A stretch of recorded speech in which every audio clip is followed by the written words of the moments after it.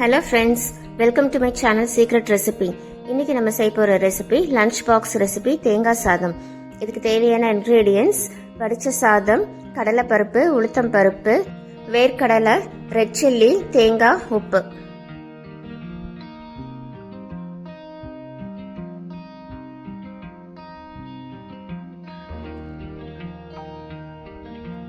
இந்த தேங்காய் சாதம் செய்யறதுக்கு ரொம்ப சுலபம். 5 நிமிஷத்துல நம்ம வடிச்ச சாதம் இருந்தா நம்ம டக்குன்னு இதை செஞ்சிடலாம். இதோட உருளைக்கிழங்கு வறுவல், வெண்டைக்காய் வறுவல் எது இருந்தாலும் இந்த தேங்காய் சாதத்துக்கு நல்ல காம்பினேஷனா இருக்கும். ஸோ ஃப்ரெண்ட்ஸ், இந்த வீடியோக்குள்ள போறதுக்கு முன்னாடி சீக்ரெட் ரெசிபி சேனலுக்கு சப்ஸ்கிரைப் பண்ணுங்க. ஸோ தட் என்னோட நோட்டிபிகேஷன்ஸ் எல்லாமே உங்களுக்கு உடனே வந்துடும். இப்போ வாங்க இந்த தேங்காய் சாதம் எப்படி பண்றதுன்னு பார்க்கலாம்.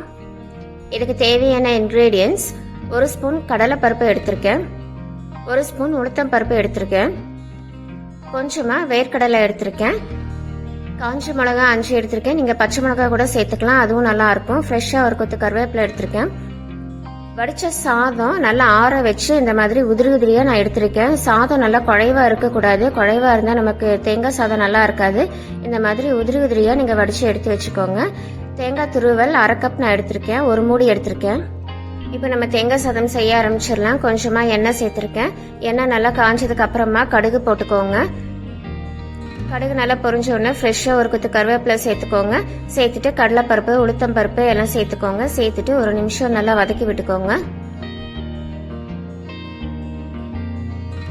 கூடவே நிலக்கடலை சேர்த்துக்கோங்க.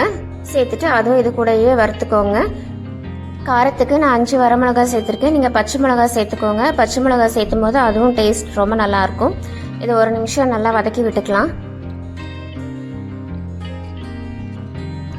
இது கொஞ்சமா வதங்கினதுக்கு அப்புறமா நம்ம இது கூட தேங்காய் சேர்த்துக்கலாம். நான் 1 மூடி தேங்காய் துருவி எடுத்து வச்சிருக்கேன், அதை அது கூட நான் சேர்த்துக்கிறேன். நம்ம தேங்காயும் சேர்த்து இது கூட நல்லா வதக்கிக்கலாம்.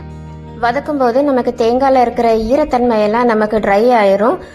அதனால நமக்கு தேங்காய் சாதம் சீக்கிரம் கெட்டு போகாம இருக்கும். அதுக்காக தான் நம்ம நல்லா வதக்கி எடுத்துக்கிறோம்.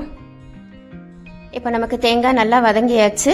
இந்த ஸ்டேஜ்ல நம்ம சாதத்துக்கு தேவையான உப்பு நம்ம சேர்த்துக்கலாம். நீங்க எந்த அளவு சாதம் எடுத்திருக்கீங்களோ அந்த அளவு நீங்க உப்பு சேர்த்துக்கோங்க. சேர்த்துட்டு நல்லா மிக்ஸ் பண்ணி விட்டுக்கோங்க.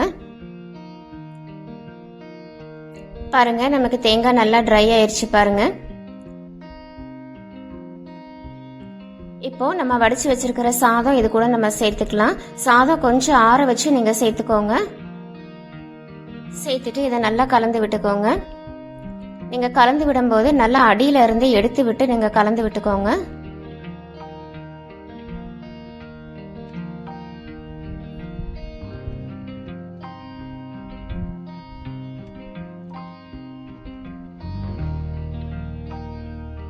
இப்ப பாருங்க, நமக்கு தேங்காய் சாதம் அருமையா ரெடி ஆயிருக்கு பாருங்க. நமக்கு வடிச்ச சாதம் நல்லா உதிரி உதிரியா இருந்தாதான் நமக்கு இந்த மாதிரி வரும். குழைவா இருந்தா நமக்கு கிளறதுக்கும் ரொம்ப கஷ்டமா இருக்கும், அவ்வளவு நல்லாவும் வராது. இப்ப பாருங்க, நம்மளோட தேங்காய் சாதம் சூப்பரா ரெடி ஆயிருக்கு பாருங்க. இந்த தேங்காய் சாதத்தோட உருளைக்கிழங்கு வறுவல், வெண்டைக்காய் வறுவல் எதா இருந்தாலும் நமக்கு இந்த சாதத்துக்கு நல்ல காம்பினேஷனா இருக்கும். இதை செய்யறதுக்கும் ரொம்ப சுலபம். நம்ம மார்னிங் டிஃபன் பாக்ஸ் ப்ரிப்பேர் பண்ணும்போது நமக்கு வடிச்ச சாதம் இருந்தா நம்ம ஒரு 5 நிமிஷத்துல இதை நம்ம செஞ்சு முடிச்சிடலாம். ஸோ ஃப்ரெண்ட்ஸ், இந்த ரெசிபி எல்லாருமே ட்ரை பண்ணி பாருங்க. சீக்ரெட் ரெசிபி சேனலுக்கு சப்ஸ்கிரைப் பண்ணுங்க. ஸோ தட் என்னோட நோட்டிஃபிகேஷன்ஸ் எல்லாமே உங்களுக்கு உடனே வந்துடும். Thank you, take care, bye bye.